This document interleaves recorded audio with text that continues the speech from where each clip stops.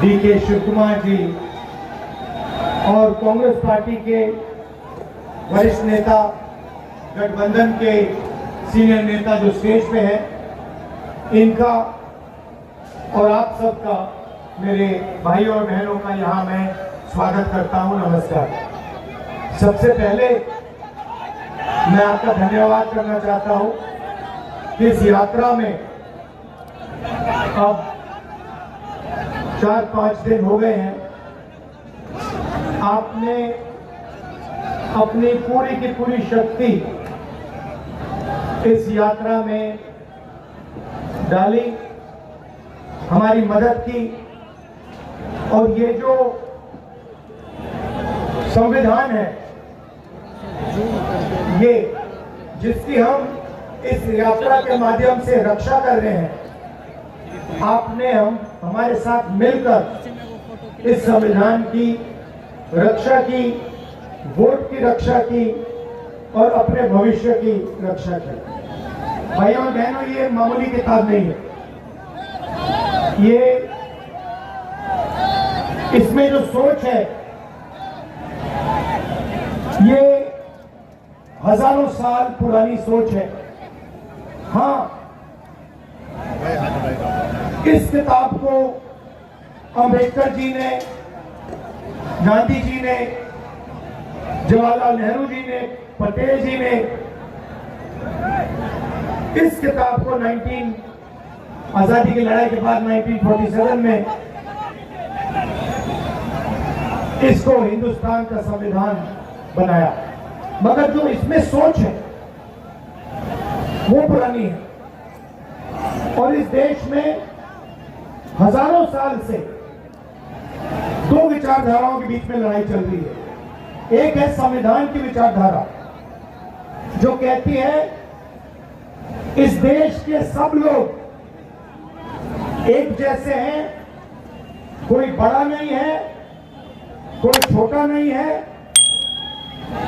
सब जात के लोग, सब धर्म के लोग, स्त्री पुरुष सब एक जैसे हैं और सबको एक जैसे अधिकार मिलने चाहिए। ये संविधान कहता है, ये अम्बेडकर जी कहते हैं, इसके लिए गांधी जी लड़े और मरे। और दूसरी तरफ विचारधारा कहती है नहीं, अलग अलग लोगों की जगह है। दलित की जगह समाज के बिल्कुल नीचे। आपको याद होगा, अंबेडकर जी अनटचेबिलिटी के खिलाफ लड़े थे। बीजेपी के लोग चाहते हैं कि समाज में दलित सबसे नीचे रहे, ईबीसी और ओबीसी आगे ना बढ़े, महिलाओं की जगह है, उन्हें उस जगह में रहना चाहिए। और वो चाहते हैं कि हिंदुस्तान का पूरा धन 10-15 लोगों के हाथ में हो, सत्ता एक संगठन के हाथ में हो, पूरा बिजनेस चुने हुए लोगों के हाथ में हो, अंबानी अदानी जैसे। और वो इस संविधान को खत्म करने में लगे हुए हैं। ये आपको अच्छी तरह समझना होगा। ये संविधान आरएसएस और बीजेपी नहीं लाई। जिस व्यक्ति ने, गांधी जी ने इस संविधान के लिए जिंदगी दी, उसकी हत्या की गई। गोडसे ने गांधी जी को गोली से मारा। गोडसे इस संविधान के खिलाफ था। जब उसने गांधी जी को गोली मारी, उसके दिल में गांधी जी से नफरत क्यों थी, गुस्सा क्यों था? क्योंकि गांधी जी ने यह संविधान की सोच की विचारधारा के लिए अपनी पूरी जिंदगी दी। ये लड़ाई चल रही है।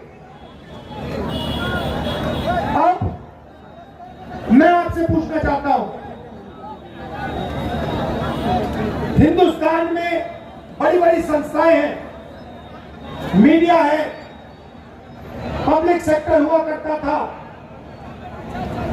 सेना में पहले आपके लिए, दलितों के लिए, आदिवासियों के लिए, पिछड़ों के लिए, अल्पसंख्यकों के लिए, गरीब जनरल कास्ट के लिए रास्ता हुआ करता था। मैं आपसे पूछना चाहता हूं, आपके लिए आज कौन सा दरवाजा खुला है? पब्लिक सेक्टर का दरवाजा बंद, सेना का दरवाजा बंद, बिजनेस का दरवाजा बंद, ब्यूरोक्रेसी का दरवाजा बंद। जो भी आपका था वो सारे के सारे रास्ते नरेंद्र मोदी ने, अमित शाह ने, आरएसएस ने बंद कर दिए हैं। बिहार बेरोजगारी का सेंटर है। हिंदुस्तान में सबसे ज्यादा बेरोजगारी इस प्रदेश में है। बिहार का हर युवा जानता है। इसका कारण क्या है? कारण है नोटबंदी, कारण है गलत जीएसटी, कारण है कि नरेंद्र मोदी जी ने आपका पूरा का पूरा धन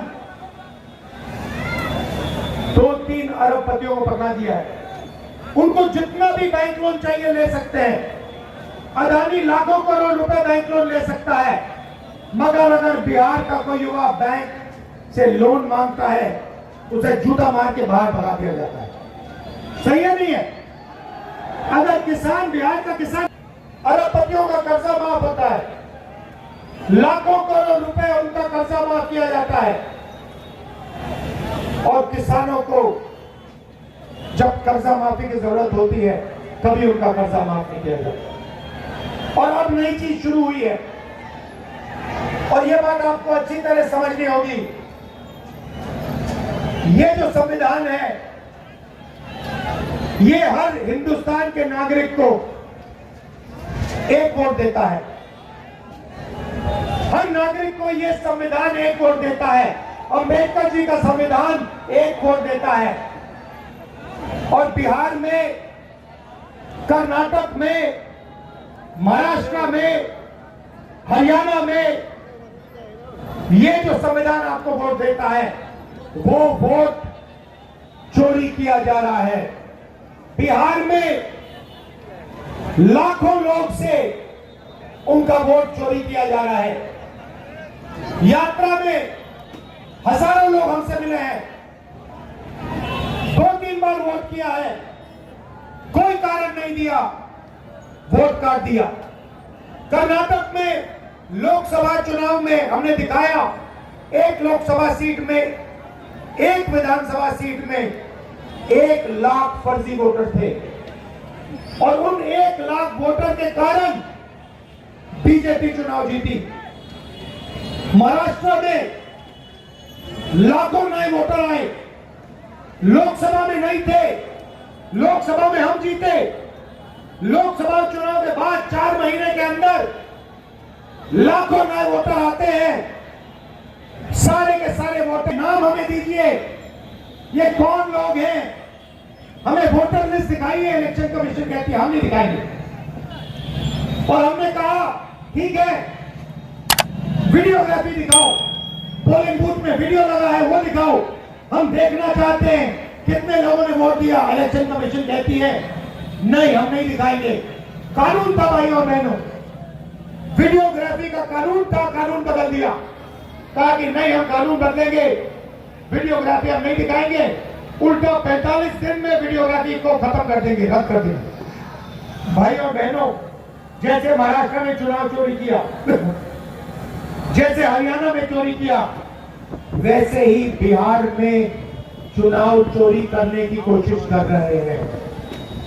क्यों कर रहे हैं? क्योंकि वो दलितों को, पिछड़ों को, ईबीसी को